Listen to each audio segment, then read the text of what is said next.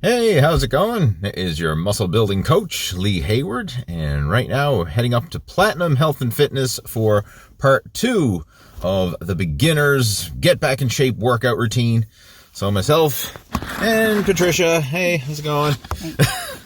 We're here now going to be doing the second part, which primarily focuses on lower body. So the first workout primarily focused on upper body, second workout primarily focuses on lower body, and then in the third workout, that will be a total body workout. So without further ado, let's hit the gym and get to it.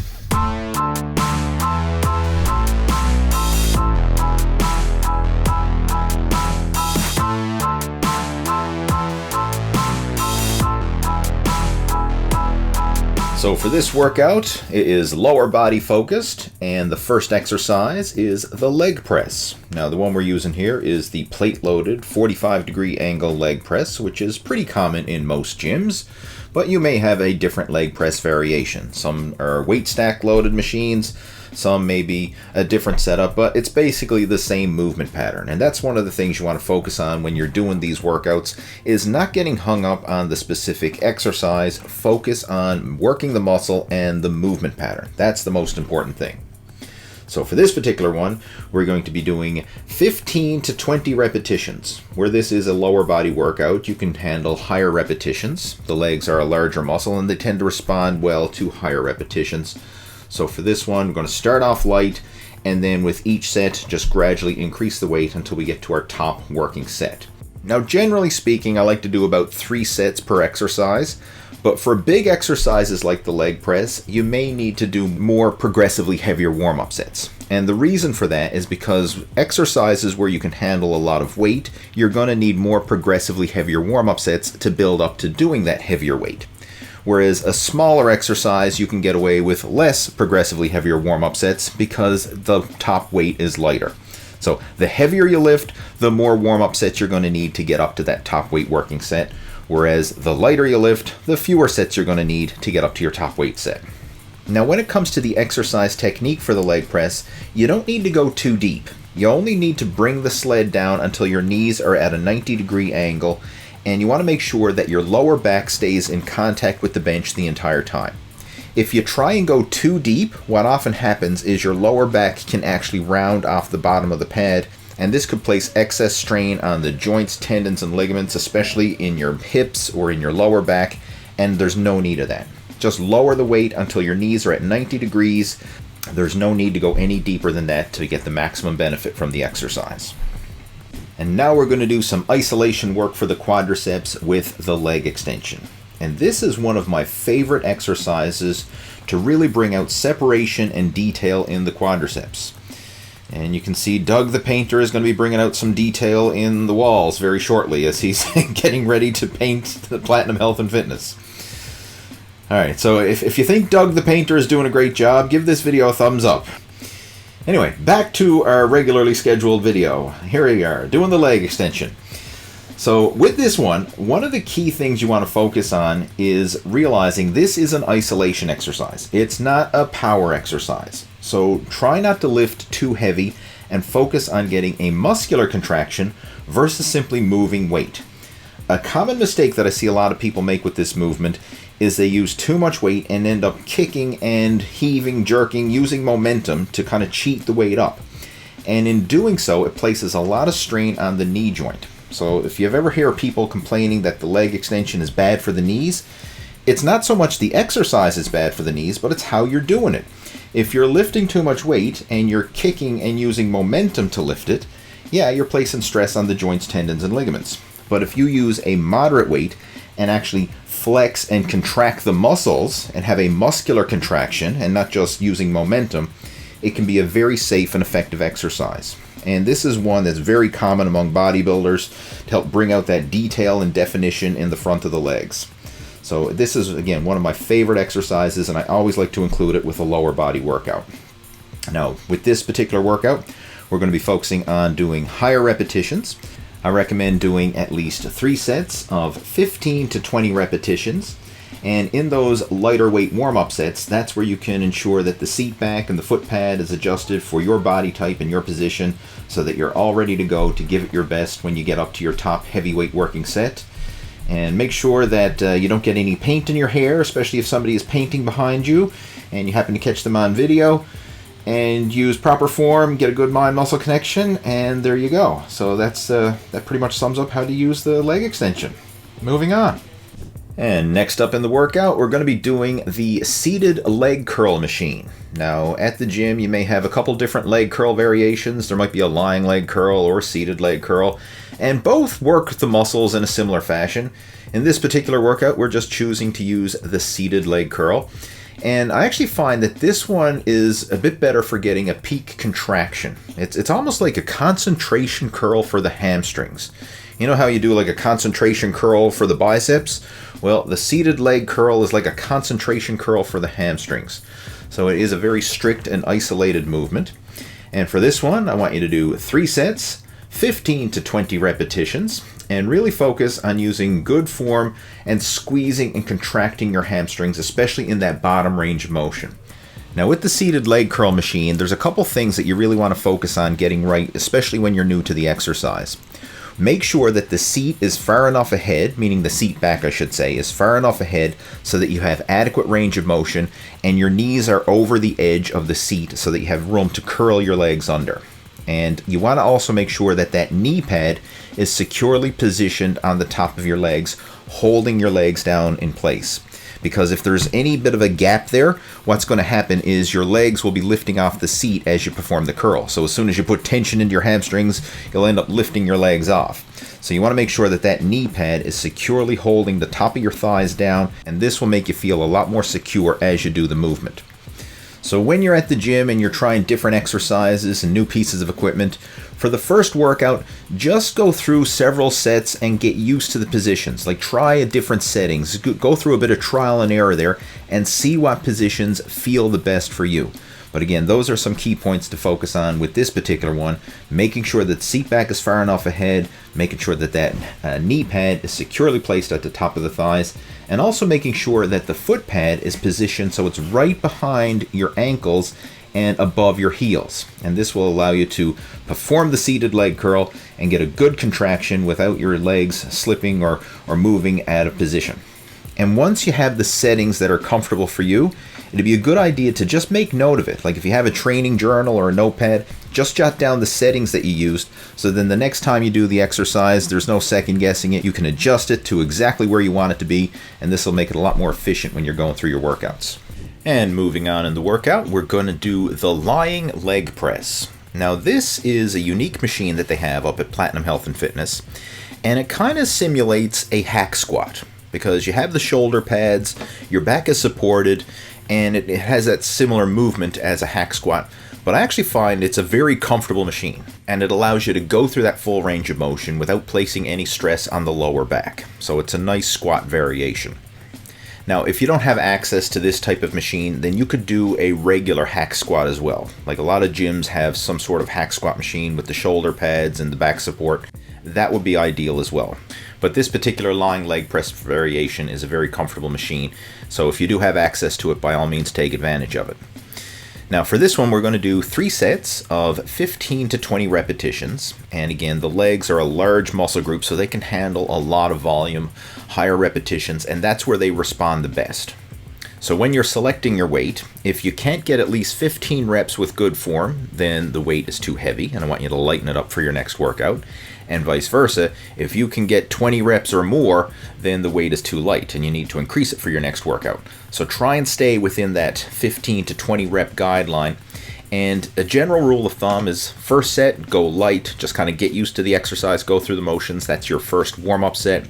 The second one, you want to go progressively heavier, so increase the weight, but not so much that you have to really struggle. And then for the third set, this is the one where you can push yourself. So you want to select a weight that forces you to work hard to complete 15 reps with good form by yourself, but make sure that you can get at least 15 reps with good form and a full range of motion. And then of course, each workout, strive to do better than you did for the previous workout. So either try to get an extra repetition or two, or go up another plate on the weight stack, but gradually focus on that progressive overload.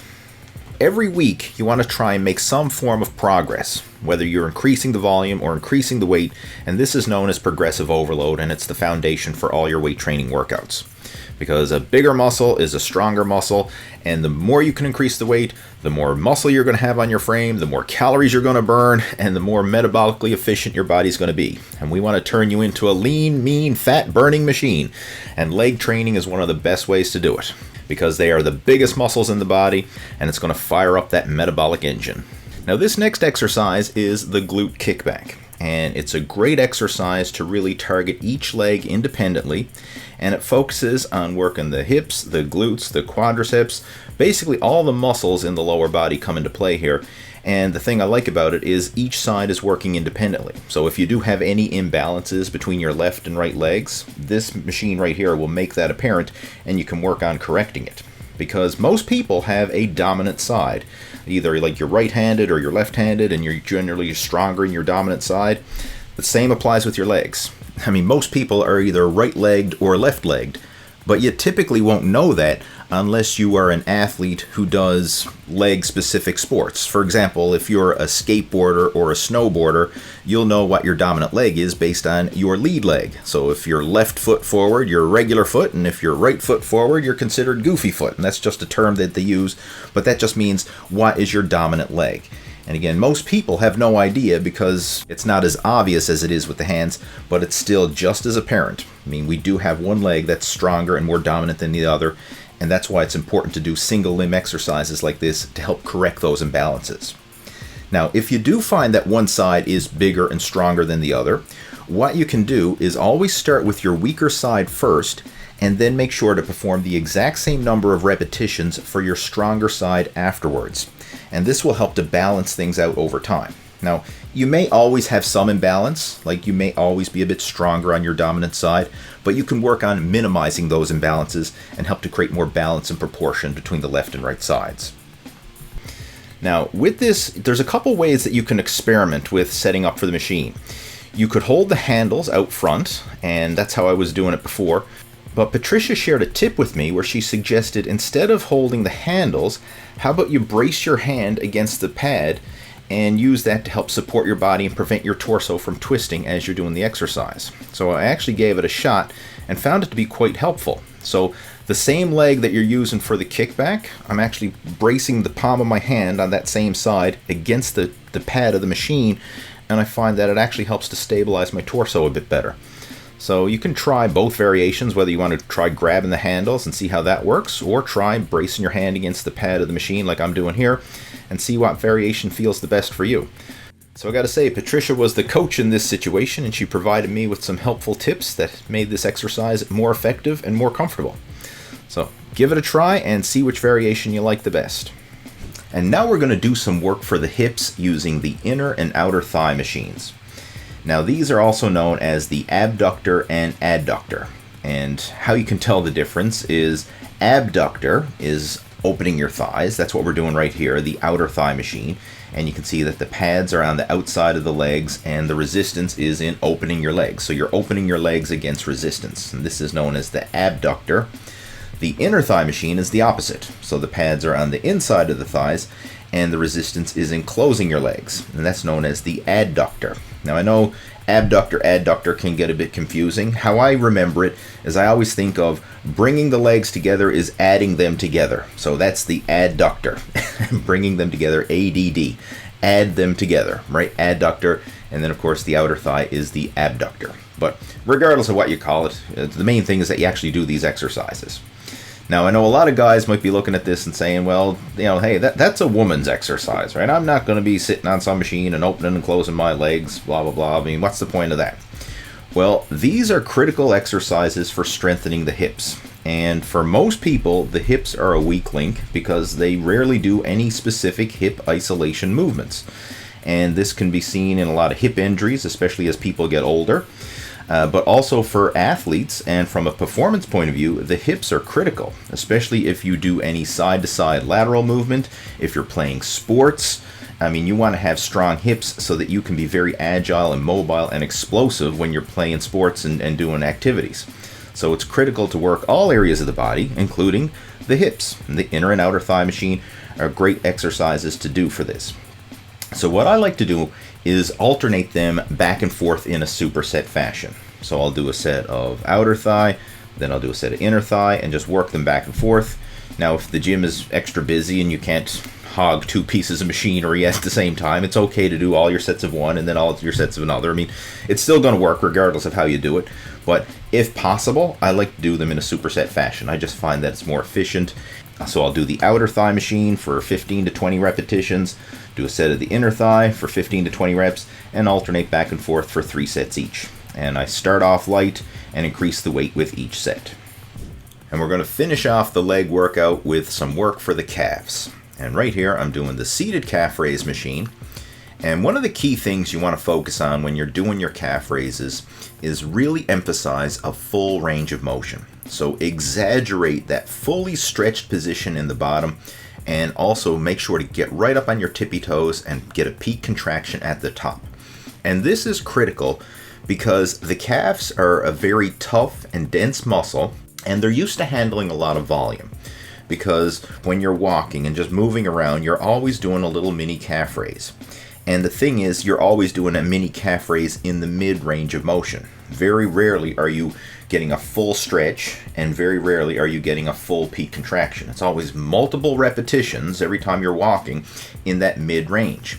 So if you want to maximize your calf development and spur on unique muscle stimulation, you need to provide them with training that they're not accustomed to. And that includes getting outside that mid-range. So fully stretched and fully peak contracted. That's where you want to focus on. And a common mistake you'll see a lot of guys make is they're doing super heavy weight and they're just kind of bouncing up and down in that mid-range, not really letting their heel sink all the way down and not really coming up for a full peak contraction. They're just doing these little mini bouncy reps in the middle. And yeah, you can lift a lot of weight and it might look cool to have, a whole bunch of weight on the calf raise machine or whatever, but it's not doing diddly squat for maximizing muscle development. So you really want to focus on getting outside that mid-range, fully stretched, fully peak contraction. That's where you're going to help to spur on some new growth and take your calves to the next level.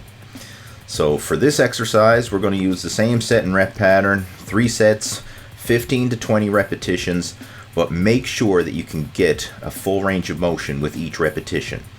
And one thing you may notice is as you're doing your calf raises and you are going through that full range of motion, is sometimes your feet may slip on the foot plate. And this is quite common, especially as you get like halfway through a set, you'd find your toes are slipping a little bit. If that happens, I want you to stop the set, reset your feet, and then continue on. Don't try and push through when your feet are slipping on the foot plate, because you're not going to get maximum effectiveness from the exercise, and you could also risk injury as well, especially if your foot does slip right off the foot plate. We don't want that to happen. So if the feet start to slip at all, it's okay to pause the set momentarily, do a little rest pause, reset your feet, and then continue on. Now, when it comes to working the calves, you have a couple different variations. You can do a standing calf raise, a seated calf raise, and there's probably a couple other different calf raise machines depending on the gym that you train at. And they all work the calves, but whether or not your legs are straight or bent will determine which portion of the calf gets the most emphasis. Because there's 2 main muscles in the calves. We have the soleus and the gastrocnemius. Now, the soleus is underneath the gastrocnemius. It's more in the core of the calf. And this muscle can only be fully activated when the knees are bent. So when you're doing a seated calf raise, like we're doing right here, it's really placing a lot of emphasis on the soleus muscle. And vice versa, when your legs are locked out and straight, you place the majority of the emphasis on the gastrocnemius. So it's a good idea to alternate your calf raise variations. So one workout you could do a seated calf raise, the next workout you could do a standing calf raise, or if you want, you could even include both of them in the same workout. But bottom line, it's a good idea to change it up so that you are getting maximum muscle stimulation and hitting all the major muscles there in balance and proportion over time. So there you go. That concludes the workout. Now what I'm going to do is post all the exercises, sets and reps and everything outlined for you in the video description below. So if you want, just pop open the description and everything will be organized, and you can literally print that out and take it to the gym with you and follow along for yourself. And if you have any questions about your own fitness and nutrition program, feel free to reach out to me. You can send me an email at leeh@leehayward.com. That's my personal email address, and I'll have it posted down there in the description as well as in the bottom of the screen. So feel free to email me if you have any questions, and we can have a chat and brainstorm some ideas and action steps and see if we can come up with a program that's right for you. So if you enjoyed this video, please give it a big thumbs up. Make sure to subscribe to the Total Fitness Bodybuilding YouTube channel. And if you haven't already done so, you can go back and check out part 1 of this Beginner's Get Back in Shape workout program. I'll have a link to that posted in the description below as well. And make sure to stay tuned for part 3 of the Beginner's Get Back in Shape workout program coming soon. Have yourself a great one, and I look forward to talking to you in my next video. Take care, over and out.